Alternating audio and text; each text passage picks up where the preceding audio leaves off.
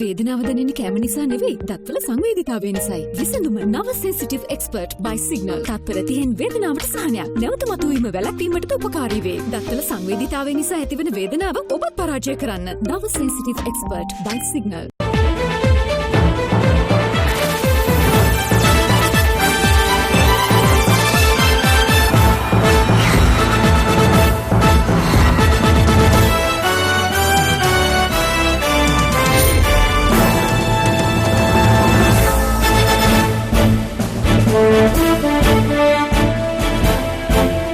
ආයුබෝවන් සියලු සමීක්ෂණ වාර්තාවලින් නැවත නැවතත් තහවුරු කරන ශ්‍රී ලංකාවේ අංක 1 ප්‍රවෘත්ති ප්‍රකාශය. පැත්තගියත් අත්ත කියන හිරු 9:55 ප්‍රධාන ප්‍රවෘත්ති ප්‍රකාශය සමගින් මම අනුරුද්ධ රත්නායක.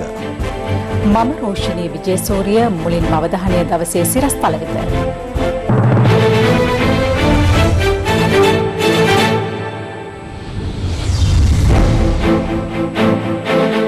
සජිත් ඇතුළු 99කට එජාපයේ දොර වැසෙයි.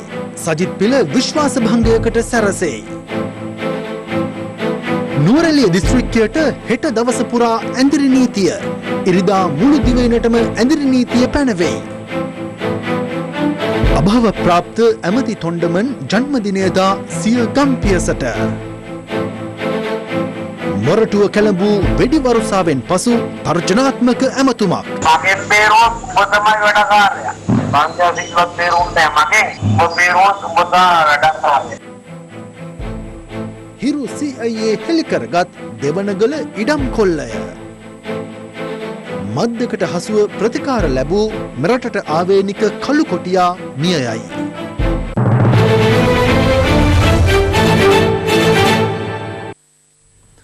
මොරටුව සොයිසාපුර ප්‍රදේශයේ ආපන ශාලාවකට වෙඩි ප්‍රහාරයක් එල්ල වී තිබෙනවා. ආපන ශාලාවේ හිමිකරුවන් පවසන්නේ ප්‍රදේශයේ මැරකල්ලියක් කළ කප්පම් ඉල්ලීමකට ප්‍රතිචාර නොදැක්වීම හේතුවෙන් මෙම ප්‍රහාරය එල්ල කළ බවයි.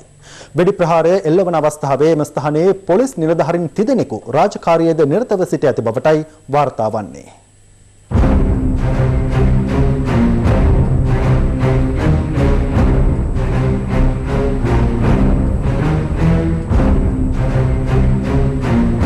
මේ ඊයේ රාත්‍රියේ මොරටුව සොයිසාපුර ආපන ශාලාවකට එල්ල වූ වෙඩි ප්‍රහාරයේ CCTV දර්ශනයි. රාත්‍රී 12:20ට පමණ සුදු පැහැති මෝටර රථයකින් පැමිණෙන දෙදෙනෙකු ආපන ශාලාව ඉලක්ක කර T56 ගිනි අවියකින් වෙඩි ප්‍රහාර එල්ල කර තිබුණා. එම අවස්ථාවේදී ආපන ශාලාවේ සේවකින් උඩුමහලට ගොස් සිටි නිසා ඔවුන් කිසිවෙකුටත් අනතුරක් සිදු වී නැහැ. වෙඩිතබා පලා යන අවස්ථාවේදී ආපන ශාලාවට ආරක්ෂාව සපයමින් සිටි පොලිස් නිලධාරීන් පිරිසක් එහි ඉදිරිපිට මාර්ගයේ අනෙක් පස සිටින ආකාරයද දක්නට ලැබෙනවා.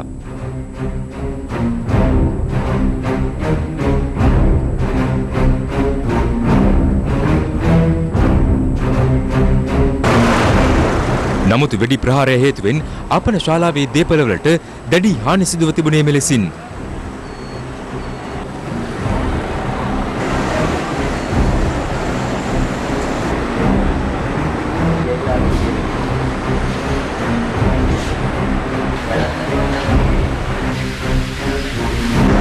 වෙඩිතැබීමේ සිද්ධියෙන් අනතුරුව එය සැලසුම් කළ පුද්ගලයා ආපන ශාලාවේ හිමිකරුට ඩුබායි සිට දුරකථන ඇමතුමක්ද ලබා දී තිබෙනවා. ඒකට දාපු ට්‍රයිල් එක බලන්න ට්‍රයිල් එක. T56 දෙකයි මයින්නම් බ්‍රවුනින් එකයි.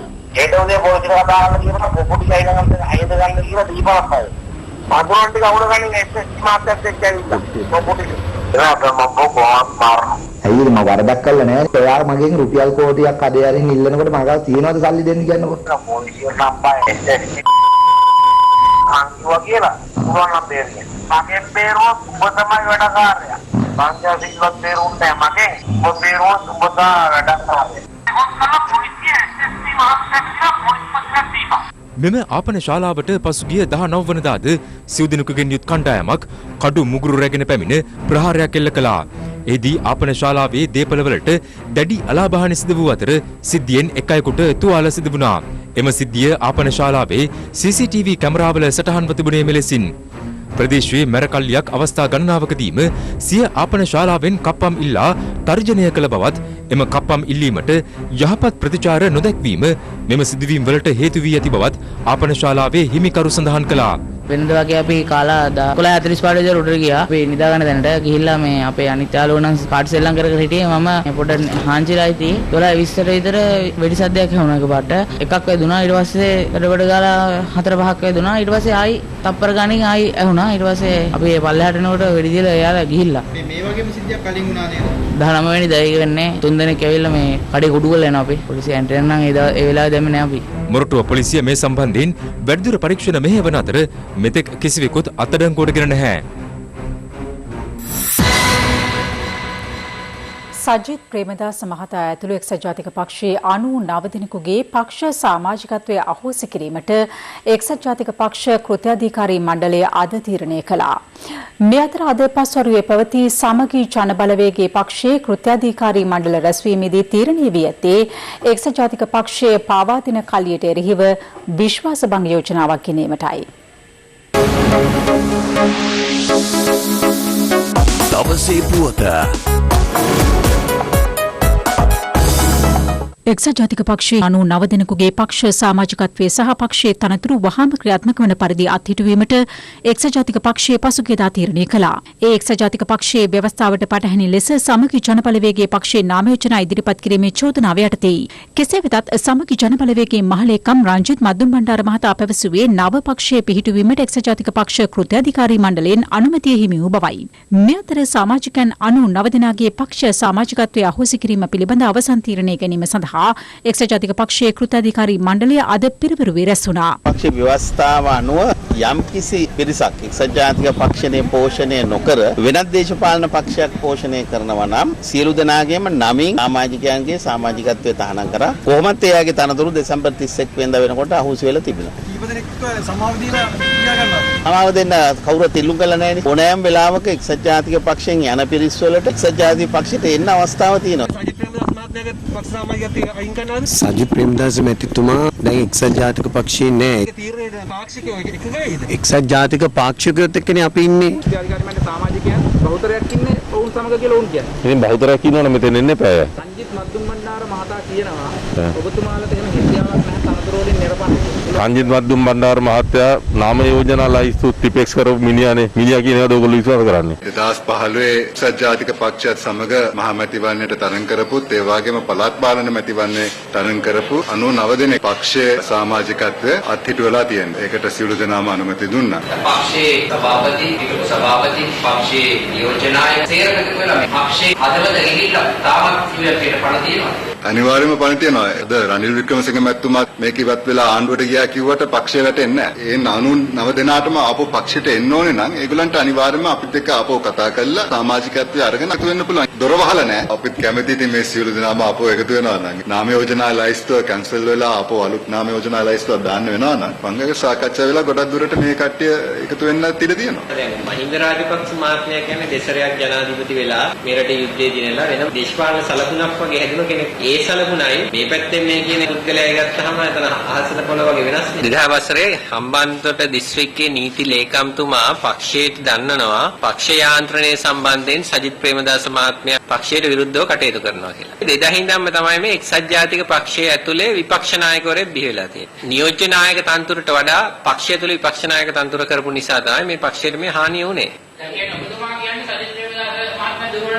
පැහැදිලිව කියන අදත් කියනවා සජිත් ප්‍රේමදාස මහත්තයා දුර්වල නායකයෙක්. එතුමා නෙමෙයි ඉදිරිපත් වෙන්න දුන්නේ. ඒ වර්තමාන එතන ඉන කණ්ඩායම ගත්ත වැරදි තීරණයක් නිසා තමයි පක්ෂයට මේ හානිය වුනේ. මෙලෙස පක්ෂ සමාජිකත්වයේ සහ තනතුරු අහෝසි කර ඇත්තේ හිටපු විපක්ෂ නායක සජිත් ප්‍රේමදාස මහතා ඇතුළු එක්සත් ජාතික පක්ෂයේ හිටපු පාර්ලිමේන්තු මන්ත්‍රීවරුන් 51 දෙනෙකුගේ සහ ආසන සංවිධායකවරුන් පිරිසකයි. එක්සත් ජාතික පක්ෂයේ කෘත්‍යාධිකාරී මණ්ඩලයට නව සමාජිකයන් 8 දෙනෙකු අද පත් කරගෙන ඇති අතර හිටපු පාර්ලිමේන්තු මන්ත්‍රීවරුන් වන පාලිත තෙවරප්පෙරුම ආශු මාරසිංහ සහ සංදීප් සමරසිංහ ඇතුළු පිරිසක් ඊට අයත්. එමෙන්ම එක්සත් ජාතික පක්ෂයේ මහලේකම්වරයා ලෙස නැවත වරක් අකිල විරාජකාරී වසම් මහතා පත් කර ඇති අතර උපනායක සහ ජාතික සංවිධායක දුරවලද වෙනසක් සිදු වී නැහැ. කෙසේ වෙතත් එම පක්ෂයේ සභාපති සහ නියෝජ්‍යනායක දුර සඳහා අද කිසිවෙකු පත් කර නොමැති බවත් වාර්තා වුණා. මෙතර සමගි ජනබලවේගයේ විශේෂ රැස්වීමක්ද එම පක්ෂ ප්‍රධාන කාර්යාලයේදී අද පස්වරුවේ කැඳවා තිබූ අතර එක්සත් ජාතික පක්ෂයේ සහ සමගි ජනබලවේගය යන පක්ෂ දෙකෙහිම කෘත්‍යාධිකාරී මණ්ඩලවල සමාජිකත්වයේ දරු පිරිස් ඊට සහභාගී වුණා. එහිදී තීරණය වී ඇති එක්සත් ජාතික පක්ෂයේ පාවා දෙන පිරිසට එරෙහිව විශ්වාස භංග යෝජනාවක් ගෙනීමටයි. සමාජිකත්වයේ තහනම් කරා කියලා තීරණයක් ගත්තා. කාටද මේකේ වාසියන්? ඇයි රජයට පහර දෙන්නේ නැතුව අපිට පහර දෙන්නේ? එහෙනම් රජයේ සමග ඩීල් තියෙන නිසා. තමන්ගෙන් නඩු වලින් බේරෙන්න, ඉරේදායි කියලා තියෙන බය බේරෙන්න අද ආණ්ඩුවත් එක්ක ඩීල් දාගෙන තියෙනවා. එහෙනම් මේ රටේ එක්සත් ජාතික පාක්ෂිකයනුත් ඩීල් දාන අය පස්සෙන් යනවද? අපිත් එක්ක එනවද? 94 ඉඳලා මේ වගේ ඩීල් දාලා ඡන්දයක් එනකොට පක්ෂය හානි කරන්න කටයුතු කරපු කණ්ඩායමක් හිටියා. අද ඒ දෙයමයි ඇතුලේ ඉන්න අර සුළුතරය අද කරන්න බලන්නේ. මේක අපිට ප්‍රශ්නයක් නෙවෙයි. මේක අපි පැටලෙන්නෙත් නැහැ. අපේ නීතිඥවරු මේ ගැන කතා කරනවා. මම එක්සත් ජාතික පක්ෂේ ඒක කිසිම සැකයක් කාටවත් තියාගන්න ඕනේ නැහැ. එක්සත් ජාතික පක්ෂයේ නායකත්වයේ බහුතරයක්ම මෙතන ඉන්නේ. දැන් අඩුම ගානේ ලියුමක් රංජිත් මද්දුම් බණ්ඩාර මැතිතුමාට හරි අපිට හරි එවලා තියෙනවද? අපි තාම කෘත්‍යාධිකාරී මණ්ඩලයේ සමාජිකයෝ අභියෝගයක් ඉදිරිපත් කරනවා. අකිල විරාජ් කාර්යවසම් මහත්තයාටයි රවි කරුණානායකටයි රනිල් වික්‍රමසිංහටයි දයා ගමකේට අපි වජිර මැතිතුමාටයි මාරපණ මහත්තයාත් ඕනනම් පාවිච්චි කරලා කමන්නේ. පුළුවන් නම් නීත්‍යානුකූලව අපිට ලියුමක් හරියට එවන්න. ඒතර අපි අහනවා රනිල් මහත්තයාගේ මේ බොරුව තවත් කරන්න එපා. අවුරුදු 26ක් එක්සත් ජාතික පක්ෂයත් රටත් විනාශ කරලා තවත් රාජපක්ෂලට දෑත් ශක්තිමත් කරන්න ඔබතුමා යන්න එපා. මේ අතර අද පැවති එක්සත් ජාතික පක්ෂයේ කෘත්‍යාධිකාරී මණ්ඩල රැස්වීමේදී පක්ෂ නායක රනිල් වික්‍රමසිංහ මහතා පළ කළ අදහස් ඇතුළත් නිවේදනයක් මාධ්‍ය වෙත නිකුත් කෙරුණා. එහි සඳහන් වන්නේ එක්සත් ජාතික පක්ෂයේ කිසිදු ලෙසකින් ආණ්ඩුවට සම්බන්ධ වීමක් හෝ ජාතික ආණ්ඩුවක් බිහි නොකරන බව රනිල් වික්‍රමසිංහ මහතා ප්‍රකාශ කළ බවයි. රට ගොඩනගිය හැකි එක්සත් ජාතික පක්ෂයට පමණක් බවත් ජනතාව බුද්ධිමත්ව එම යථාර්ථය අවබෝධ කරගනු ඇති බවත් පක්ෂ නායක රනිල් වික්‍රමසිංහ මහතා වැඩිදුරටත් පැවසූ බව අදාළ නිවේදනයේ සඳහන්. දවසේ පුවත ඇල්කොහොල් අඩංගු හෑන්ඩ් සැනිටයිසර් භාවිත කරන්න. ලෙඩ රෝග ඇති කරන විෂ බීජවලට එරෙහිව සටන් කරන්න. හඳුන්වා දීමේ මිල රුපියල් 350යි. අභාව ප්‍රාප්ත ලංකා කම්කරු කොංග්‍රසයේ නායක ආරුමුගම් තොණ්ඩමන් මහතාගේ දේහය අද පෙරවරුවේ ගුවනින් ගම්පොළ වෙත රැගෙන ගියා. එතුමන්ගේ 56 වැනි ජන්මදිනයද අදට යෙදී ඇති අතර අද දිනය පුරා එතුමන්ගේ දේහය මහජන ගෞරවය සඳහා රම්බොඩ වැවන්ටන් වතුයායේ පිහිටි ඒ මහතාගේ නිවසේ තැන්පත් කර තිබෙනවා. හෙට දිනයේදී එතුමන්ගේ දේහය කොටගල පිහිටි ශ්‍රී ලංකා කම්කරු කොංග්‍රස් මූලස්ථානය වෙත රැගෙන යාමට නියමිතයි. කොළඹ පිහිටි ලංකා කම්කරු කොංග්‍රස් ප්‍රධාන කාර්යාලයේ තැන්පත් කර තිබූ හිටපු අමාත්‍ය ආරුමුගම් තොණ්ඩමන් මහතාගේ දේහය අද පෙරවරුවේ ගුවන් මගින් ගම්පොළ ක්‍රීඩාංගණයට රැගෙන ආවා. ගුවන් හමුදාවට අයත් MI-17 වර්ගයේ හෙලිකොප්ටරයකින් රැගෙන ආ එතුමන්ගේ දේහය බාර ගැනීම සඳහා හිටපු පාර්ලිමේන්තු මන්ත්‍රීවරුන් ඇතුළු පිරිසක් ගම්පොළ ක්‍රීඩාංගණයට පැමිණ සිටියා.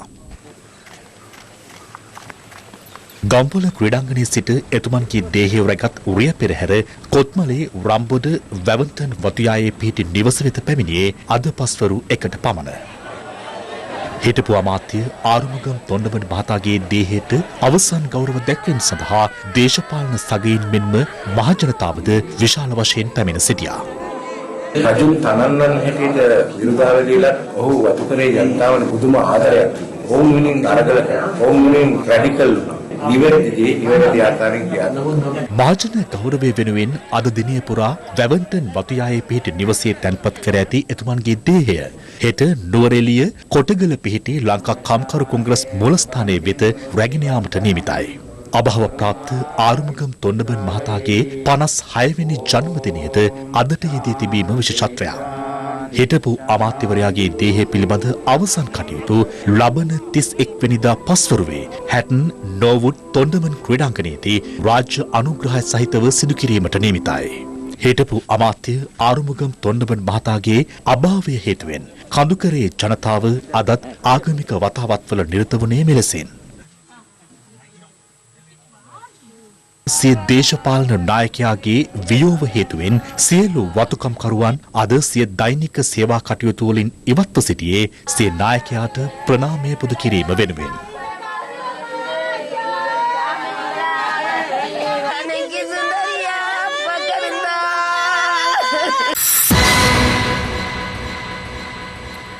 මෙරට COVID-19 වෛරසය ආසාදනය වී සිටි තවත් 9 දෙනෙකු සුවය ලබා පිටව යාමත් සමග වෛරසයෙන් පූර්ණ සුවය ලැබූ සංඛ්‍යාව 754ක් දක්වා ඉහළ ගියා.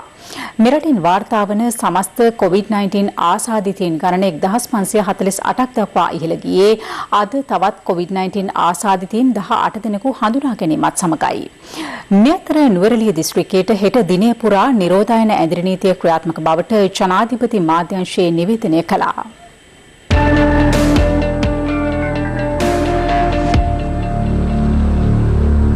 පවතින COVID-19 තත්ත්වය හේතුවෙන් ජනතාව එක් රැස්වීම වළක්වාලමින් හෙට දිනේ පුරා නුවරඑළිය දිස්ත්‍රික්කයට නිරෝධායන ඇඳිරි නීතිය ක්‍රියාත්මක බව ජනාධිපති මාධ්‍යංශය නිවේදනය කරනවා. එමෙන්ම මීට පෙර නිවේදනය කළ පරිදි මේ 31 වන ඉරිදා සමස්ත දෙවැනිටම බලපෑත්වන පරිදි ඇඳිරි නීතිය ක්‍රියාත්මක කරන බවද එම නිවේදනයේ සඳහන්. මේ අතර ඊයේ වාර්තා වූ COVID-19 ආසාදිතයන් 61 දෙනාගෙන් 35 දෙනෙකු විදේශයන්හි සිට මෙරටට පැමිණ නිරෝධායන මධ්‍යස්ථානවලට යොමු කර සිටි පිරිසක් වන අතර 26 දෙනෙකු නාවික හමුදා සමාජිකයන්.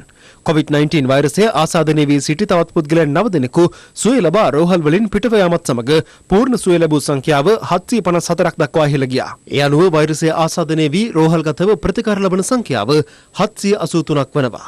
මේ අතර කුවේට් සිට පැමිණි තිදෙනෙකුද දැඩි සත්කාර ඒකකයේ ප්‍රතිකාර ලබන බව වාර්තා වනවා. මේ අතර කොළඹ කොටුව සර් බාරොන් ජයතිලක මාවතේ පිහිටි ගෆූර් ගොඩනැගිල්ලේ රැඳී සිටි නාවික හමුදා සමාජිකයෙකුට COVID-19 වෛරසය ආසාදනය වී ඇති බවට තහවුරු වීමත් සමග එම ගොඩනැගිල්ලේ සිටි තවත් 200ක පමණ පිරිසක් නිරෝධායනය සඳහා යොමු කර තිබෙනවා. අද උදෑසන පත්තරේ විස්තරයේ වැඩසටහනේදී මේ පිළිබඳ සෞඛ්‍ය සේවා අධ්‍යක්ෂ ජෙනරාල් විශේෂඥ වෛද්‍ය අනිල් ජාසිංහ මහතාගෙන් විමසීමක් සිදු කළා.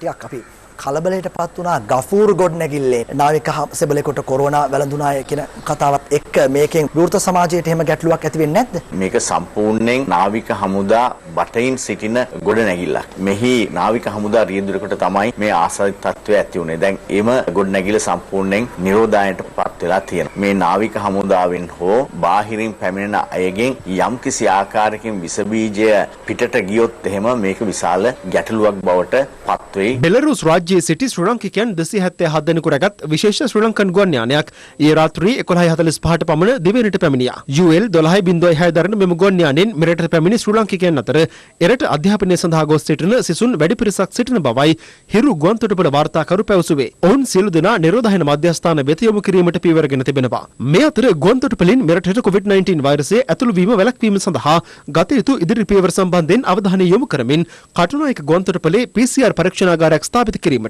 ආයෝජන ප්‍රාර්ථන සංචාරක හා ගුවන් සේවා අමාත්‍ය ප්‍රසන්න රණතුංග මහතා තීරණය කර තිබෙනවා. ඒ යුද හමුදාපතිවරයා සහ සෞඛ්‍ය අමාත්‍යවරයා මෙන්ම ගුවන් තොටුපළ නිලධාරීන් සමග කටුනායක ගුවන් තොටුපළේ සංචාරයක නිරත වීමෙන් අනතුරුවයි. එමගින් ගුවන් තොටුපළේදීම මගින්ගේ PCR පරීක්ෂණ සිදු කිරීමට නියමිතයි. මේ පරීක්ෂා කිරීමේදී අපිට තේරිච්ච දේ තමයි 100%ක්ම මේ ගුවන් තොටුපළේ සේවය කරන සියලුම රජයේ නිලධාරීන් සහ ත්‍රිවිධ හමුදාවේ නිලධාරීන් මගියෙක් රෝගියෙක් විදියට ගුවන් තොටුපළට පැමුණුණා. අනික් අයට රෝගය බෝවීම වැළැක්වීම සඳහා ගත හැකි සියලුම ක්‍රියාමාර්ග මේ ගුවන් තොටුපළේ රැගෙන තියෙනවා. ශ්‍රී ලංකා ගුවන් හමුදාව විසින් ඉදිකළ පානදුර මූලික රෝහලේ බාහිර රෝගීන් හඳුනා ගැනීමේ මධ්‍යස්ථානයේ වැඩ කටයුතු අවසන් කර තිබෙනවා. කටුනායක සිවිල් ඉංජිනේරු පක්ෂාංගයේ දායකත්වයෙන් ගුවන් බටින් 15 දෙනෙකුගෙන් යුත් කණ්ඩායමක් විසින් දින 12ක් තුළ මෙම මධ්‍යස්ථානයේ ඉදිකිරීම විශේෂත්වයක්. ඔවුන්ගේ ඒ මහන්සිය ශ්‍රම පරිත්‍යාගය කැපවීම නිසා තමයි එදත් අදත් අපි මෙතරම් ඉදිරියට ඇවිල්ලා තියෙන්නේ. මේ අතර ගාල්ලවරායේ නැංගුරම්ලා ඇති නෞකා 3ක සේවය කිරීම සඳහා මෙරටට පැමිණි බෙල්ජියම් සහ නෙදර්ලන්ත ජාතිකයන් 41 දෙනෙකු ඊයේ මත්තල ගුවන් තොටුපළින් මෙරටට පැමිණි අතර එම පිරිස ගාල්ලවරාය ආසන්නයේ ඇති විදේශ නෞකා 3 වෙත රැගෙන යාමට නාවික හමුදාව කටයුතු කළේ මෙලෙසින්. විදේශිකයන් පිරිස නෞකා වෙත පිටත් කර යැවීමට පෙර නාවික හමුදා රසායනික ජීව විද්‍යාත්මක විකිරණ හා න්‍යෂ්ටික හදිසි ප්‍රතිචාර දැක්වීම පිළිබඳ ඒකකයේ විසින් විෂ විජහරණය කිරීමට කටයුතු කළ අතර එම නෞකාවල සිටි තවත් විදේශිකයන් 35 දෙනෙකු නැවත ඔවුන්ගේ මව් රටවල් බලා පිටත්ව ගියා.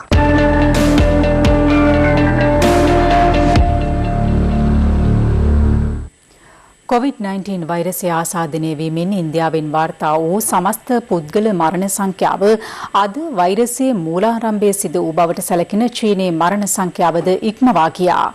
මේ වන විට ඉන්දියාවෙන් වාර්තා වන සමස්ත COVID මරණ සංඛ්‍යාව 4000කට අධික අතර ලෝපුරා වාර්තා වන ආසාදිතින් සංඛ්‍යාව ලක්ෂ 60කට ආසන්නයි.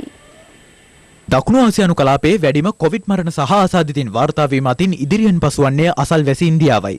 ගෙවුණු දිනය තුළ නව ආසාදිතින් 7300කට අධික සංඛ්‍යාවක් ඉන්දියාවෙන් වාර්තා වූ අතර සමස්ත ආසාදිතින් සංඛ්‍යාව දැක්ුණේ 1,65,386ක් ලෙසයි. ඊයේ දිනේදී නව පුද්ගල මරණ 177 රැටින් වාර්තා වීමත් සමග මේ වන විට ඉන්දියාවේ සමස්ත පුද්ගල මරණ සංඛ්‍යාව දැක්වෙන්නේ 4711ක් ලෙසයි. එය වෛරසයේ ව්‍යාප්තිය ආරම්භ වූ බවට විශ්වාස කරන චීනයේ සමස්ත මරණ සංඛ්‍යාවද ඉක්මවනවා. ලොව වැඩිම ආසාදිතයින් සංඛ්‍යාව වාර්තා වන ඇමරිකාවේ ඊයේ දිනේදී නව පුද්ගල මරණ 1223 වාර්තා වූ අතර නව ආසාදිතයින් 22658 දෙනෙකුද හඳුනාගෙන තිබෙනවා. මේ අතර ඇමරිකානු ජනාධිපති ඩොනල්ඩ් ට්‍රම්ප් සිය ට්විටර් ගිණුමේ සටහනක් තබමින් කියා සිටියේ චීනය දායාද කළ කොරෝනා වෛරසය ලෝකයේම වෙලාගෙන ඇති බවයි. ලතින් ඇමරිකානු රාජ්‍යයක් වන බ්‍රසීලයෙන් මේ වන විට වාර්තා වන සමස්ත ආසාදිතින් ගණන 4,34,812 දක්වා ඉහළ ගොස් තිබෙනවා. තවමත් බ්‍රසීලයේ කොවිඩ් මරණ වාර්තා වෙමින් තිබෙන පසුබිමක ජනාධිපති ජයර් බොල්සනාරෝ රටේ ආර්ථිකය නැවත විවෘත කිරීමේ තීරණයකට එළඹ තිබෙනවා. දකුණු කොරියාව ඉකුත් මාසයේදී පාසල් විවෘත කිරීමට පියවරගත් අතර COVID-19 දෙවන රැල්ලක බලපෑමක් එරටට එල්ල වී තිබීමෙන් අද එරට සෝල් ඇතුළු ප්‍රදේශ රසක පාසල් යලි වසා දැමීමට එරට පාලන අධිකාරිය පියවර ගත්තා. මේ අතර ජපානයේ අලුත් උපන් බිලිඳුන් කොවිඩ් වෛරසයෙන් ආරක්ෂා කර ගැනීමට ඔවුන්ට මුහුණු ආවරණ පැළඳීමට සෞඛ්‍ය අංශ පියවරගෙන තිබෙනවා. ජපානයේ සෞඛ්‍ය කාර්ය මණ්ඩල නිලධාරීන් දිරිගැන්වීමට ටෝකියෝ උඩුගුවනේ ගුවන් සංදර්ශනයක් පැවැත්වුණේ මේ අයුරින්.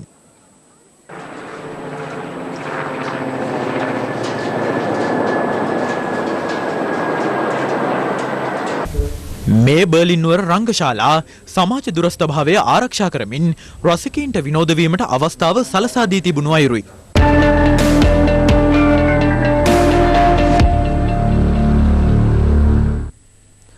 COVID-19 වසංගත තත්ත්වය පාලනය කිරීමට ශ්‍රී ලංකාව සමත් වූයේ නිසි වේලාවට නිසි පියවර ගැනීම හේතුවෙන් බව ඉන්දියා අග්‍රාමාත්‍ය නරේන්ද්‍ර මෝදි මහතා අග්‍රාමාත්‍ය මහින්ද රාජපක්ෂ මහතාට පවසා තිබෙනවා. ඒ ඉන්දියා අග්‍රාමාත්‍යවරයා දුරකථනය ඔස්සේ අග්‍රාමාත්‍ය මහින්ද රාජපක්ෂ මහතා ඇමතු අවස්ථාවේදී අග්‍රාමාත්‍ය කාර්යාලය නිවේදනයක් නිකුත් කරමින් සඳහන් කළේ අග්‍රාමාත්‍ය මහින්ද රාජපක්ෂ මහතා සහ ඉන්දීය අග්‍රාමාත්‍ය නරේන්ද්‍ර මෝදි මහතා අතර විනාඩි 30ක පමණ කාලයක් අදාළ දුරකථන සංවාදය පැවති බවයි. COVID-19 වසංගත තත්ත්වය පාලනය කිරීම සම්බන්ධයෙන් අග්‍රාමාත්‍යවරුන් අතර එහිදී සාකච්ඡාවට ලක් වී තිබෙනවා. සාක් සමාජික රටවල සහභාගීත්වය ඇතිව COVID-19 අරමුදල පිහිටුවීමට පුරෝගාමී වීම පිළිබඳ ඉන්දීය අග්‍රාමාත්‍යවරයා එහිදී මහින්ද රාජපක්ෂ මහතාට ප්‍රශංසාව පළ කළ බව අග්‍රාමාත්‍ය කාර්යාලය සඳහන් කළා.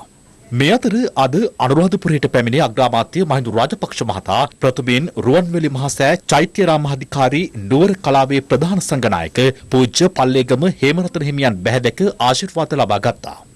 අනතුරුව අග්‍රාමාත්‍යවරයා රුවන්වැලි මහසෑය රදුන් වැඳ පුදා ගැනීමට පැමිණියා.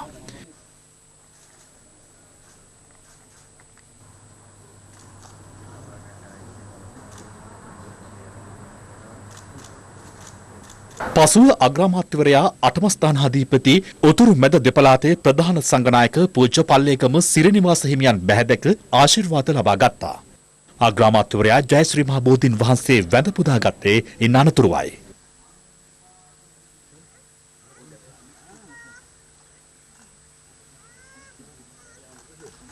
මේ අතර අග්‍රාමාත්‍යවරයා බෙරසවැටිය රජමහා විහාරස්ථානය වෙත ගොස් එහි විහාරාධිපති පූජ්‍ය ඊතල වැටුණුවැවේ ඥානතිලක හිමියන් බැහැ දැක ආශිර්වාද ලබා ගත්තා.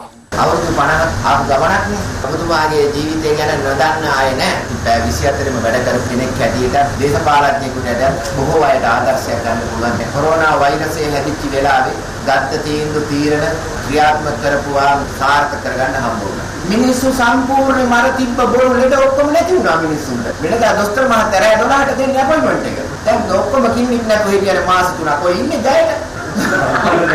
කුඩු කොට නැතුව ඉන්න බෑ. ඔය හිටියේ මාස 3ක්.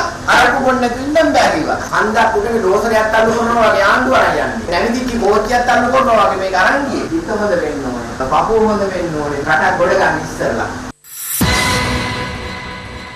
පාස්කු ඉරිදා ප්‍රහාර එල්ල කළ සහරාන් ඇතුළු බෝම්බකරුවන් සිව් දෙනෙකුගේම තොරතුරු ප්‍රහාරයට පෙරත් බුද්ධ්‍යංශ මගින් එවක පොලිස්පතිවරයාට සහ යුද හමුදාපතිවරුන් වෙත ලබා දී තිබූ බව ප්‍රහාරය පිළිබඳ සොයන ජනාධිපති කොමිසමේදී හෙළි වුණා. ඒ බුද්ධ්‍යංශ උසස් නිලධාරියෙකු කොමිසම හමුවේ සාක්ෂි ලබා දුන් අවස්ථාවේදී කොමිසම හමුවේ සාක්ෂි දුන් බුද්ධ්‍යංශයේ උසස් නිලධාරියාගෙන් කොමිසම ප්‍රථමයෙන් විමසුවේ ට්‍රොපිකල් ඉන් බෝම්බකරු සම්බන්ධවයි. සාක්ෂි දෙමින් බුද්ධ්‍යංශ නිලධාරියක් කිව්වේ මෙම ප්‍රහාරය එල්ල කරලා තියෙන්නේ ආගමික අන්තවාදීන්ගෙන් බවට සමාජ මාධ්‍යවලත් හුවමාරු වෙනවා. ඉක්මනින් සොයලා බලන්න කියලා Tamanගේ අධ්‍යක්ෂවරයාගෙන් උපදෙස් ලැබුණා කියලා. එවන විට මොහොමඩ් ලතීෆ් ජමීල් මොහොමඩ් නැමැති පුද්ගලයෙක් සම්බන්ධයෙන් තොරතුරු තිබුණද කියලා ජනාධිපති කොමිසම බුද්ධි නිලධාරියාගෙන් ඇහුවා. ඔව් ලෙස පිළිතුරු දුන් සාක්ෂිකරු වැඩිදුරටත් කිව්වේ ජමිල් නැමැත්තා අන්තවාදී ක්‍රියාවලට සම්බන්ධ බවට පෙර සිටම තොරතුරු තිබුණා කියලයි. ඒ අනුව පාස්කු ප්‍රහාරය සිදු වී කෙටි වේලාවක් ඇතුළත තමන් ඇතුළු කණ්ඩායමක් වැල්ලම්පිටිය ලංසියාවත්ත ප්‍රදේශයේ තිබූ ජමිල්ගේ නිවස පරීක්ෂා කළ බව බුද්ධි අංශ නිලධාරියා සඳහන් කළා. එහෙත් ජමිල් එහි නොසිටි නිසා ඊට නුදුරින් පිහිටි ජමිල්ගේ බිරිඳගේ නිවසට ගොස් තමන් ජමිල්ගේ මිතුරකයයි පවසමින් ජමිල් පිළිබඳ විමසූ බවත් ඔහු පැවසුවා. එහිදී ජමිල්ගේ බිරිඳගේ පියා සහ සහෝදරයා සඳහන් කර ඇත්තේ ජමිල් දින දෙකකට පෙර ආගම් ප්‍රචාරය සඳහා යයි පවසා නිවසින් බැහැරව ගිය බවයි. ජමිල්ගේ ජංගම දුරකථනය ඒ වන විට ක්‍රියා විරහිතව තිබූ බැවින් ඔහුගෙන් ඇමතුමක් ලැබුණහොත් දැනුවත් කරන්නයි අංකයක් ලබා දී තමන් ඇතුළු පිරිස එම ස්ථානයෙන් පිටත්ව ගොස් ඒ පිළිබඳ තම අධ්‍යක්ෂවරයාට පැහැදිලි කළ බව ඔහු සඳහන් කළා. අනතුරුව සාක්ෂිකරු පැවසුවේ අධ්‍යක්ෂවරයාගේ අනුමැතිය මත යලි එම නිවසට ගොස් තමන් ආරක්ෂක අමාත්‍යාංශයේ යයි පවසා අද උදේ සිදු වුණු ප්‍රහාරවලට ජමිල්ගේ සම්බන්ධයක් තිබෙන බවට තොරතුරු තිබෙනවා. ජමිල් බේරා ගන්න අවශ්‍ය නම් ඔහු ගැන නිවැරදි තොරතුරු ලබා දෙන්න යයි පැවසූ බවයි. එහිදී ජමිල්ගේ බිරිඳ පවසා ඇත්තේ ජමිල් ටික වේලාවකට පෙර තමන්ට ඇමතුමක් ලබාගත් බවත් ඔහු වැල්ලවත්තේ පිහිටි පල්ලිය කරඳේ සිටින බවට පැවසූ බවයි. අදාළ පල්ලියේ ආරක්ෂක නිලධාරියාට සිය අනන්‍යතාව ගැටලුවක් වී ඇති නිසා තමා පිළිබඳ තොරතුරු සනාථ කරන්නයි ජමිල් පැවසූ බවත් අදාළ ආරක්ෂක නිලධාරියාට ජමිල්ගේ අනන්‍යතාව තහවුරු කළ බවත් ජමිල්ගේ බිරිඳ එහිදී පවසා තිබෙනවා. අනතුරුව ඇගේ දුරකථනයෙන් අදාළ ආරක්ෂක නිලධාරියාට තමන් විසින් ඇමතුමක් ලබාගෙන ජමිල් එම ස්ථානයේ රැඳී සිටින්නේදයි විමසුවත් සැකකරු ත්‍රිරෝද රථයක නැග මුහුදුබඩ මාර්ගය ඔස්සේ දෙහිවලට ගිය බව ආරක්ෂක නිලධාරියා සඳහන් කළ බව සාක්ෂිකරු පැවසුවා. බුද්ධි නිලධාරියා පැවසුවේ එම සිදුවීම සම්බන්ධයෙන්ද තම අධ්‍යක්ෂවරයා දැනුවත් කිරීමෙන් පසු මොහමඩ් ඉබ්‍රහීම් ඉල්හාම් ගැන ඉක්මනින් තොරතුරු අනාවරණ කරගන්නා ලෙසට අධ්‍යක්ෂවරයාගෙන් උපදෙස් ලැබුණු බවයි. මොහමඩ් ඉබ්‍රහීම් ඉල්හාම් සම්බන්ධයෙන් තොරතුරු පැවතියේදයි කොමිසම එහිදී ප්‍රශ්න කළා. සාක්ෂිකරු පිළිතුරු දුන්නේ ඔහු අන්තවාදී ක්‍රියාවලට සම්බන්ධ බවට මීට පෙර තොරතුරු ලැබී තිබුණු අතර බුද්ධි අංශයේ ක්ෂේත්‍ර ආවේක්ෂණ නිලධාරීන් සැකකරුගේ දෙමටගොඩ පිහිටි නිවස සොයාගෙන තිබූ බවයි. එම නිවස පරීක්ෂා කිරීම සඳහා තමන් ඇතුළු කණ්ඩායම ඔරුගොඩවත්ත ප්‍රදේශයට පැමිණෙන අතරතුර විනාඩි 15ක් වැනි කාල පරාසයකදී දෙහිවල සහ දෙමටගොඩ ප්‍රදේශවලින් බෝම්බ පිපිරීම් වාර්තා වූ බව සාක්ෂිකරු සඳහන් කළා. ඒ අනුව දෙහිවල බෝම්බේ ප්‍රහාරකයා ජමිල් මොහමඩ් බවට තමන් අනුමාන කළ බවත් දෙමටගොඩ ප්‍රහාරකයා මොහමඩ් ඉබ්‍රහීම් ඉල්හාම් බවට අනුමාන කරමින් දෙමටගොඩ පිහිටි නිවසට පැමිණි බවත් සාක්ෂිකරු පැවසුවා. බුද්ධි නිලධාරියා වැඩිදුරටත් පැවසුවේ දෙමටගොඩ නිවසේ දොරකොඩට පිවිසෙනවත් සමගම නිවස තුළ තවත් බෝම්බයක් පුපුරා ගිය අතර ඒ වන විටත් නිවසේ විශේෂ කාර්ය බලකායේ සෙබළුන් රැඳී සිටි බවයි. එම නිවසේ සිටි ඉල්හාම් නැමැති සැකකරුගේ පියා අත්අඩංගුවට ගත් බව ඔහු වැඩිදුරටත් පැවසුවා. කොමිසම අනතුරුව විමසුවේ ආගමික අන්තවාදය සම්බන්ධයෙන් තොරතුරු වාර්තා වූයේ කුමන කාලවකවානුවේ සිටද යන්නයි. 2016 වසරේ සිට ජමාතේ මිල්ලතේ ඉබ්‍රහීම් ජාතික තෞහිද් ජමාත් සහ ශ්‍රී ලංකා තෞහිද් ජමාත් යන සංවිධාන අන්තවාදී ක්‍රියාවලට සම්බන්ධ බවට තොරතුරු වාර්තා වූ බව සාක්ෂිකරු එහිදී පැවසුවා. මොවුන් සමාජ මාධ්‍ය ඔස්සේ මෙම ක්‍රියාකාරකම් බහුලව සිදු කරගෙන ගිය නිසා ඒ ඔස්සේ ලබාගත් තොරතුරු අනුව හඳුනාගත් පුද්ගලයන්ගේ නම් ලැයිස්තුවක් 2016 වසරේ සිට තිබූ බව සාක්ෂිකරු පැවසුවා. එමෙන්ම සහරාන් පිළිබඳවද තොරතුරු බුද්ධි අංශ සතුව තිබූ බව පැවසූ බුද්ධි නිලධාරියා පැවසුවේ තම අධ්‍යක්ෂවරයා විසින් එම තොරතුරු 2018 වසරේ අගදී හෝ 2019 මුල් කාලයේදී පොලිස්පතිවරයා වෙත ලිඛිතව දැනුම් දුන් බවයි. දැනුවත් කළේ පොලිස්පතිවරයා පමණක්දයි කොමිසම විමසූ අතර ජාතික බුද්ධි ප්‍රධානියාද එම කාලයේදීම දැනුවත් කළ බවට මතකයේ ඇතැයි සාක්ෂිකරු සඳහන් කළා. පාස්කු ප්‍රහාරයේ බෝම්බකරුවන් 7 දෙනා පිළිබඳව බුද්ධි අංශ සතුව තොරතුරු තිබුණේදයි කොමිසම ප්‍රශ්න කළා. බුද්ධි නිලධාරියා පැවසුවේ සහරාන්, ජමිල්, ඉල්හාම් සහ හස්තුන් යන පුද්ගලයන්ගේ තොරතුරු පෙර සිටම පැවති බවයි. වනාතවිල්ලෝ ප්‍රදේශයේ අවිසවා ගැනීම සම්බන්ධයෙන් බුද්ධාංශ අවධානයක් යොමු කළාදැයි කොමිසම සාක්ෂිකරුගෙන් විමසුවා. එම සිද්ධිය සම්බන්ධයෙන් CID පිරිසක් අත්අඩංගුවටගෙන සිටියා. ඔවුන්ගෙන් ප්‍රශ්න කිරීමට සහ තොරතුරු ලබා ගැනීමට අවශ්‍ය බව එවක එම දෙපාර්තමේන්තුවේ අධ්‍යක්ෂ ලෙස කටයුතු කළ ශානි අබේසේකරගෙන් ලිඛිතව ඉල්ලීමක් කළා. නමුත් පාස්කු ප්‍රහාරය සිදුවන තෙක්ම ශානි අබේසේකර ඊට අවසර ලබා දීමක් හෝ ඔවුන් පිළිබඳව තොරතුරු ලබා දීමක් සිදු කළේ නැහැ. බුද්ධි නිලධාරියා පිළිතුරු දෙමින් සඳහන් කළා. අනතුරුව කොමිසම විමසුවේ අන්තවාදීන් සහ ඔවුන්ගේ ක්‍රියාකාරකම් පිළිබඳ ලැයිස්තු සකස් කර තිබියදී බුද්ධි අංශ අධ්‍යක්ෂවරයා විසින් ඒ පිළිබඳ යුද හමුදාපතිවරුන් දැනුවත් කර තිබුණේද යන්නයි. අධ්‍යක්ෂවරයා විසින් අවස්ථා කිහිපයකදීම අදාළ තොරතුරු සම්බන්ධයෙන් ලිඛිතව සහ වාචිකව එවක හමුදාපතිවරුන්ව සිටි මේජර් ජෙනරාල් ක්‍රිෂාන්ත ද සිල්වා සහ ලුතිනන්ට් ජෙනරාල් මහේෂ් සේනානායක දැනුවත් කළ බව සාක්ෂිකරු සඳහන් කළා. මහමැතිවරණයේ පැවැත්වෙන දිනය සහ පාර්ලිමේන්තුව විසිරුවා හරිමින් නිකුත් කර ඇති ගැසට් නිවේදනය බල රහිත කරන ලෙසට ඉල්ලමින් ගොනු කර ඇති පෙත්සම් තවදුරටත් සලකා බැලීම ලබන සඳුදා තෙක් කල් තැබීමට ශ්‍රේෂ්ඨාධිකරණය අද නියම කළා. ඒ අදාළ පෙත්සම් අද 9 වන දිනටත් සලකා බැලීමෙන් අනතුරුවයි. අද පංචපුද්ගල විනිසුරු මඩුල්ල හමුවේ කරුණු දැක්වීම් සිදු කළේ අතරමැදි පෙත්සම්කාර පාර්ශවවල නීතිඥයින්. ඒ අනුව අතරමැදි පෙත්සමක් ඉදිරිපත් කර තිබූ එක්සත් ජනතා නිදහස් සන්ධාන මහලේකම් මහින්ද අමරවීර මහතා වෙනුවෙන් පෙනී සිටි ජනාධිපති නීතිඥ ෆයිසර් මුස්තාෆා මහතා කියා සිටියේ ජනාධිපතිවරයා විසින් නිකුත් කළ ගැසට් නිවේදනයේ සඳහන් මැතිවරණ දිනය වෙනස් කිරීමට හෝ එය කල් දැමීමට පාර්ලිමේන්තු මැතිවරණ පනත යටතේ මැතිවරණ කොමිසමට බලය හිමි බවයි. ඒ අනුව පාර්ලිමේන්තුව විසිරුවා හැර 3 මාසක් ඉක්ම යාමෙන් පසු එළඹෙන දිනයක් දක්වා මහමැතිවරණයේ කල් දැමීමට කොමිසමගත් තීරණය නීති විරෝධී බවට පෙත්සම්කරුවන් පෙන්වා දෙන තර්කය පදනම් විරහිත බව නීතිඥවරයා පෙන්වා දුන්නා. තවත් අතරමැදි පෙත්සමක් ඉදිරිපත් කර තිබූ අනුර ෆොන්සේකා මහතා වෙනුවෙන් පෙනී සිටි ජනාධිපති නීතිඥ ශවීන්ද්‍ර ප්‍රනාන්දු මහතා කරුණු දක්වමින් සඳහන් කළේ විසිරුවා හරින ලද පාර්ලිමේන්තුව කොවිඩ් වසංගතය හමුවේ යලි කැඳවන ලෙස විපක්ෂයේ නායකින් පිරිසක් පසුගිය අප්‍රේල් මාස ජනාධිපතිවරයා වෙත ලිපියකින් සිදු කර තිබූ ඉල්ලීම පදනම් විරහිත බවයි. ඔහු ශ්‍රේෂ්ඨාධිකරණයෙන් ඉල්ලා සිටියේ මහමැතිවරණය නොපමාව පවත්වන ලෙස මැතිවරණ කොමිසම වෙත නියෝගයක් නිකුත් කරන ලෙසයි. තවත් අතරමැදි පෙත්සමක් ඉදිරිපත් කර තිබූ සීතාවක ප්‍රාදේශීය සභා මන්ත්‍රීවරයෙකු වන ප්‍රදීප් කුමාර පනාගොඩ මහතා වෙනුවෙන් පෙනී සිටි නීතිඥ කෘෂ්මාල් වර්ණසූරිය මහතා අධිකරණය හමුවේ කරුණු දක්වමින් සඳහන් කළේ පාර්ලිමේන්තුවක් නොමැතිව ජනරජයක් පැවතිය නොහැකි බවයි. මාර්තු මාස 2 වෙනිදා ජනාධිපතිවරයා විසින් පාර්ලිමේන්තුව විසිරුවා හරිමින් නිකුත් කළ ගැසට් නිවේදනය බලාත්මක වන්නේ ජූනි මාස 2 වෙනිදා දක්වා බවත් විසිරුවා හරින ලද පාර්ලිමේන්තුවක් මාස 3ක් තුළ රැස්විය යුතු බව ආණ්ඩුක්‍රම ව්‍යවස්ථාවේ 70 වෙනි වගන්තිය යටතේ අවධාරණය කර ඇතැයි ඔහු පෙන්වා දුන්නා. මෙහිදී අගවිනිසුරු ජයන්ත ජයසූරිය මහතා නීතිඥ ක්‍රිෂ්මාල් වර්ණසූරිය මහතාට පැවසුවේ වාචිකව ඉදිරිපත් කරන කරුණු හා අධිකරණය හමුවේ ගොනු කර තිබෙන අතරමැදි පෙත්සමේ අන්තර්ගත ස්ථාවරය අතර පරස්පර තත්ත්වයක් පවතින බවයි. අගවිනිසුරුවරයා නීතිඥවරයාගෙන් ප්‍රශ්න කළේ ඔහු සේවාදායකයාට පක්ෂව කරුණු දක්වන්නේද නැත්නම් විරුද්ධව කරුණු දක්වන්නේද යන්නයි. එහිදී නීතිඥවරයා තම සේවාදායකයාගෙන් උපදෙස් ලබා ගැනීමට අවශ්‍ය බව අධිකරණය හමුවේ සඳහන් කළා. උද්ගත වූ තත්ත්වය සම්බන්ධයෙන් පැහැදිලි කර ගැනීම සඳහා අධිකරණ කටයුතු විනාඩි 10කට අත්හිටවනු ලැබුවා. කෙසේ වෙතත් පෙත්සම් තුලින් ඉදිරිපත් කරන කරුණු තුලින් අධිකරණයේ හමුවේ පවතින නීති කෘත්‍යයට සහාය වීමක් සිදු නොවන හේයින් එම පෙත්සම සම්බන්ධයෙන් කරුණු විමසීම අත්හිටුවීමට පංචපුද්ගල විනිසුරු මඩුල්ල තීරණය කළා.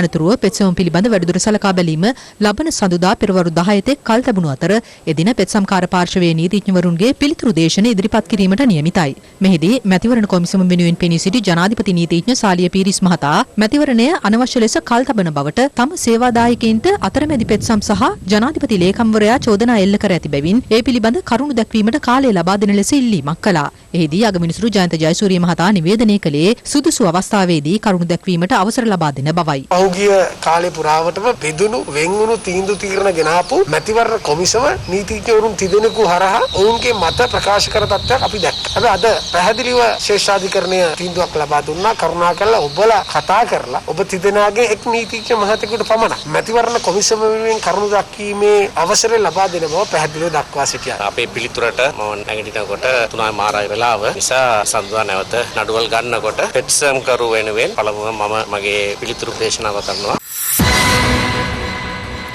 ඉදිරි මහ මැතිවරණයේ පැවැත්වීම සම්බන්ධයෙන් පක්ෂ විපක්ෂ දේශපාලඥයින් අදත් විවිධ අදහස් පළ කළා.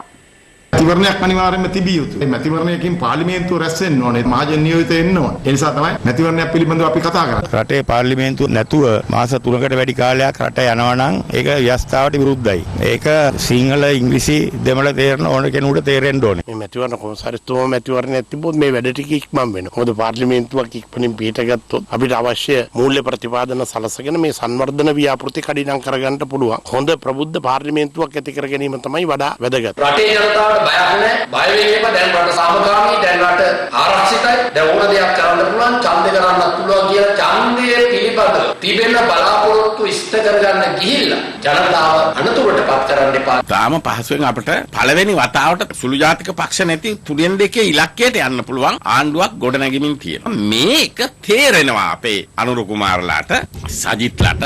ඒ වගේම මේකෙදි මර බයකින් පසු වෙනවා අර හැමදාම බලේ හිටපු මුස්ලිම් ජනතාව විකුණංකා ආපු රිෂාඩ් බදුද්දීන් ඔය රවුෆ් හකින් වගේ අය රිෂාඩ් බදුද්දීන් මම විශ්වාස කරන විදිහට මිනි මරුවේ. මිනි එකක් නෙවෙයි දෙන්නේ. ඒ මරණ වලට ඔහු වගේ කියන්නේ. ඒ වගේම ඔහු විශාල වශයෙන් ඉඩම් මංකොල්ල කාපු හොරේ. ඒ වගේම ඔහු විශාල වශයෙන් රජයේ මුදල් වංචා කරපු මිනිස්සෙක්. ඒ රිෂාඩ්ට විරුද්ධව පරීක්ෂණ පැවැත්වෙනවා. රිෂාඩ්ගේ මල්ලි අත්අඩංගුවට අරන් තියෙනවා. ඉතින් මේවා හරියට කෙරුණොත් රිෂාඩ්ලට ඉන්න ඕන තැන රිෂාඩ්ලා දන්නවා අපිට වඩා හොඳින්. බිඳ වැටි ඇති මූල්‍ය ආයතනවල තන්පත්කරුවන්ට ගෙවිය හැකි උපරිම මුදල් ප්‍රමාණය කුමන හෝ ආකාරයකින් ගෙවීමට පියවර ගන්නා ලෙස ජනාධිපතිවරයා නියම කළ බව සම කැබිනට් ප්‍රකාශක අමාත්‍ය ආචාර්ය බන්දුල ගුණවර්ධන මහතා පවසනවා.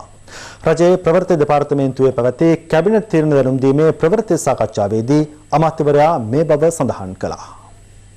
මේ රටේ හඬක් නගන්න බැරි බොහෝ තැන්පත්කරුගේ දුක වේදනාව අපි කැබිනට් මණ්ඩලයට ඉදිරිපත් කළා. අතිගරු ජනාධිපතිතුමා වහාම නියම කරනු ලැබුවා ජනාධිපති ලේකම්තුමාට මේ පිළිබඳ ශ්‍රී ලංකා මහ බැංකුව සමග විමසලා වහාම වාර්තාවක් කැබිනට් මණ්ඩලයට ඉදිරිපත් කරන්න කියලා. ඒ අනුව බදාදා පැවතුණු කැබිනට් මණ්ඩල රැස්වීමේදී කඩාවැටුණු මූල්‍ය සමාගම් වල තත්ත්වයන් පිළිබඳ දීර්ඝ වශයෙන් අතිගරු ජනාධිපතිතුමාගේ මුදල් අමාත්‍යතුමාගේ අවධානය යොමු වුණා මේ වාර්තාව පදනම් කරගෙන. ඒ අනුව ජනාධිපතිතුමා නියම කරනු ලැබුවා කඩිනමින් මේ තැන්පත්කරුවන්ට ගෙවිය යුතු මුදල් කුමන ආකාරයකින් ගෙවන්න පුළුවන් උපරිම ප්‍රමාණය වහාම ක්‍රියාත්මක වෙන පරිදි ගෙවීම ආරම්භ කරන්නට අවශ්‍ය පියවර ගන්නා ලෙස තවත් ව්‍යාපෘතියක් ලෙස මම ජාත්‍යන්තර ක්‍රිකට් ක්‍රීඩාංගණයත් මගේ හිතෙන් හදවතෙන් අත්හැරලා නැහැ. මම බලාපොරොත්තු වෙනවා රජයේ සතයක්වත් නැතුව ක්‍රිකට් පාලක මණ්ඩලයේ සතයකුත් නැතුව රටට අනාගතයේ සඳහා අවශ්‍ය වෙනවා නම් එවැනි විශාලතම ක්‍රිකට් ක්‍රීඩාංගණයක් මම විශ්වාස කරනවා ඉදිරි කාලය තුලදී මට පුළුවන් වෙයි වෙනත් රටකින්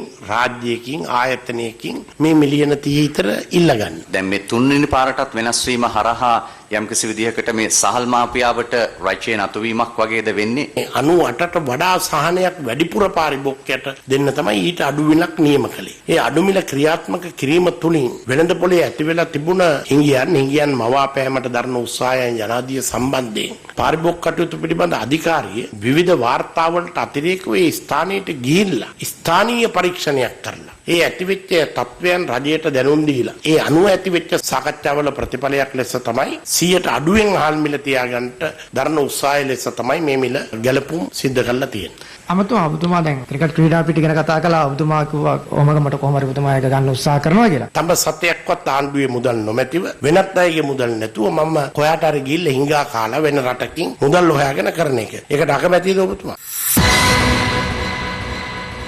අනුරාධපුර ශික්ෂණ රෝහලේ සායනික අපද්‍රව්‍ය අක්‍රමවත් ලෙස බැහැර කිරීම හේතුවෙන් රෝහල අවට සිටින ජනතාව දැඩි අසීරුතාවකට පත්ව සිටීම සම්බන්ධයෙන් අප හිරු ප්‍රෝඩිත ඔස්සේ කළ අනාවරණය පිළිබඳ රෝහල් අධ්‍යක්ෂවරයාගේ අවධානය යොමු තිබෙනවා.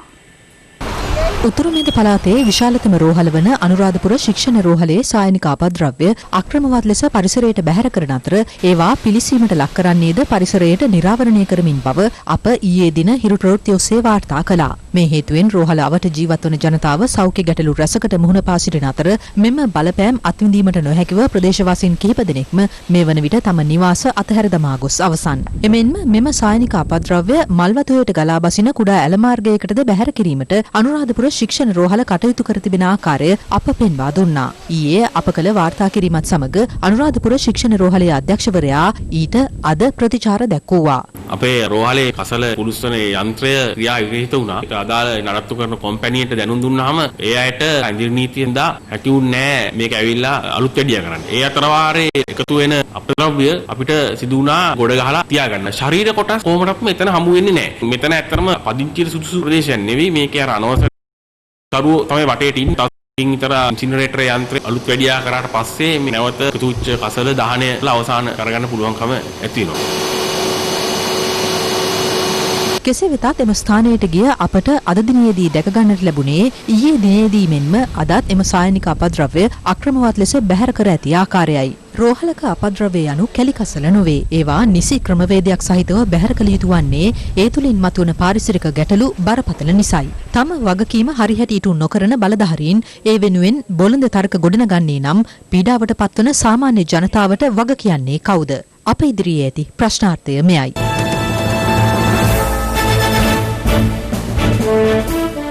හිරු CIA හරහා ඓතිහාසික දෙවනගල පුදබිමේ ඉඩම් ආක්‍රමණය හෙළිකිරීමත් සමග කලබලයටපත් ඉඩම් කොල්ලකරුවන් රාත්‍රී කාලයේදී නීති විරෝධීව නව වැටවල් ඉදිකිරීම ආරම්භ කර තිබෙනවා. අද CIA අනාවරණය ඒ පිළිබඳවයි.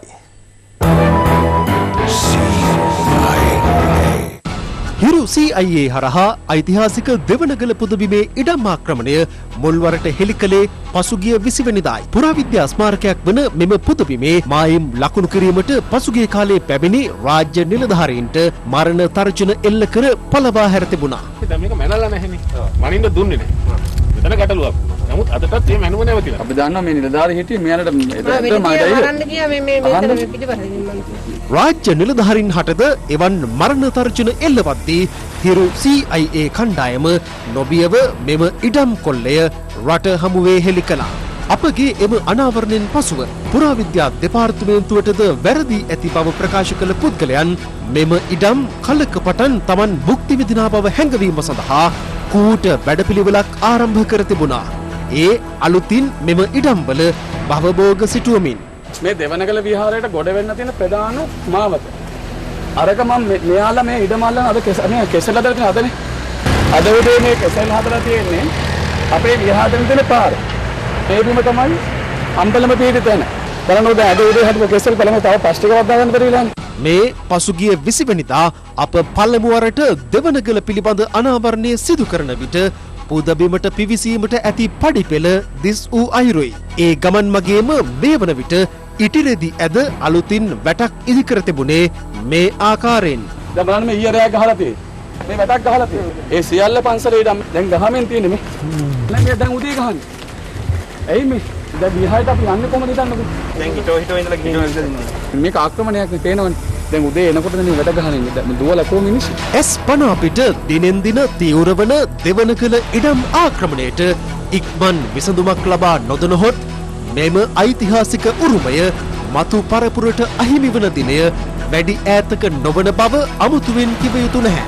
දෙවනකල පුදබිම මතු පරපුරට රැකදීම සඳහා හිරු CIA අවදි නැත නිරන්තර අවදියෙන්.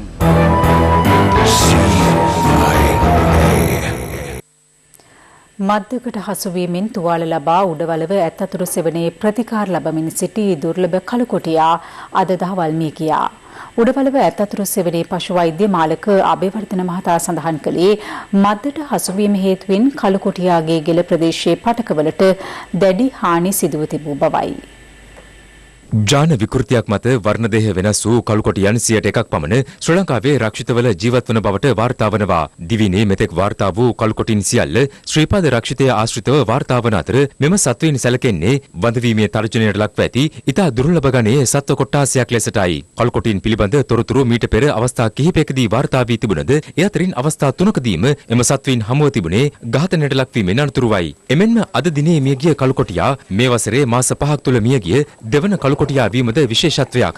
පසුගිය 26 වනදා පෙරවරුවේ මෙම කළුකොටියා ප්‍රදේශවාසීන්ට හමු වී තිබුණේ ලක්ෂපාන වතුයායේ වාලමනේ කොටසේ මද්දකට හසුව සිටියේදී. ඔවුන්ගේ දැනුම් දීමට අනුව වනජීවි නිලධාරීන් කොටියා නිර්වින්දනය කොට ප්‍රතිකාර සඳහා රන්දිනිකල රජයේ පශු වෛද්‍ය රෝහල වෙත රැගෙන යාමට කටයුතු කළා. පසුව වැඩිදුර ප්‍රතිකාර සඳහා උඩවලව ඇත්තතුරු සෙවණ වෙත රැගෙන ගිය අතර එහි වායු සමනය කරන ලද විශේෂ කුටියක දින 2ක් තිස්සේ මෙම කළුකොටියා විශේෂ වෛද්‍ය අධීක්ෂණය යටතේ ප්‍රතිකාර ලැබුවා.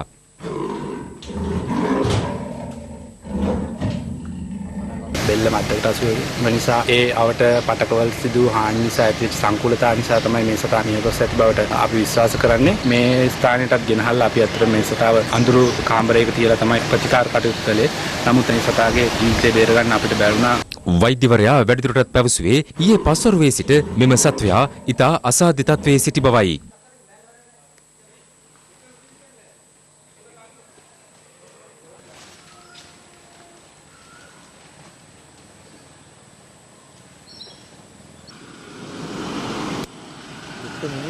මේ අතර කළුකොටියා මිය යාම සම්බන්ධයෙන් පරිසර සහ වනජීවී සම්පත් අමාත්‍ය SM චන්ද්‍රසේන මහතා අදහස් පළ කළා. මන්තරහු වෙලා තිබුණ බරපතල තුවාල නිසා මරණයටපත් වෙලා තියෙන්නේ. නොසලකිල්ලවත් නොහැකියාවවත් එහෙම හේතුවක් නෙමෙයි. මේ මදු දාලා සත්ව ඝාතනය කරන පිරිස් කවුද කියලා හොයලා බලලා අපි දෙන්න ඕන නිසි දඬුවම් සතාගේ ඝාතනයට සම්බන්ධ අයට දෙන්න අපි බලාපොරොත්තු වෙනවා. තවත් දේශීය පුවත් කිහිපයක් සමගින් දැන් රටවටා හිරු. රටවටා හිරු. පසුගිය 13 වැනි දින අම්බලන්ගොඩ ධීවර වරායෙන් මුහුදු ගොස් ආම්පන් සුලිකුණාටුවට හසු වී ඉන්දුනීසියානු මුහුදු කලාපයට ගසාගෙන ගිය ධීවර යාත්‍රා කිහිපයක් නාවික හමුදාවේ මැදිහත්වීමෙන් නැවත ධීවර වරායට රැගෙන ආවා. මේ අතර අනන්‍යතාවය තහවුරු කළ නොහැකි විදේශ රටක ධීවර බෝට්ටුවක් මොරටුව මුරවත්ත ප්‍රදේශයේ වෙරළතීරය ආසන්නයේ තිබියදී ප්‍රදේශවාසීන් බැකු යන්ත්‍රයක් ආධාරයෙන් ගොඩගෙන ඇති අතර සිද්ධිය සම්බන්ධයෙන් මොරටුව පොලිසිය පරීක්ෂණ පවත්වනවා. රටවටා හිරු. දැන් ලෝවටා හිරු.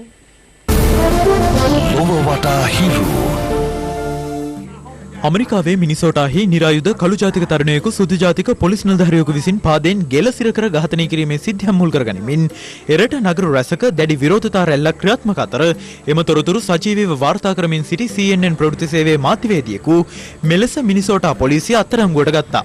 And this is a scene here playing out. You're under arrest. Okay. Do you mind telling me why I'm under arrest, sir?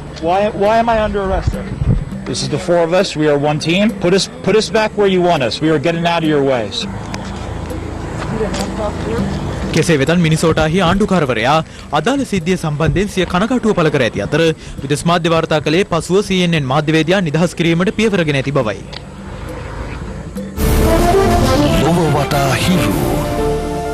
සමගින් අදට සමුගන්නටයි මේ සූදානම.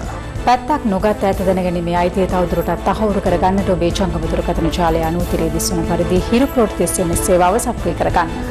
යළිත් හමුවෙමු හෙට මධ්‍යහන 11:55 ප්‍රවෘත්ති ප්‍රකාශයෙන්. සුබ රාත්‍රියක්.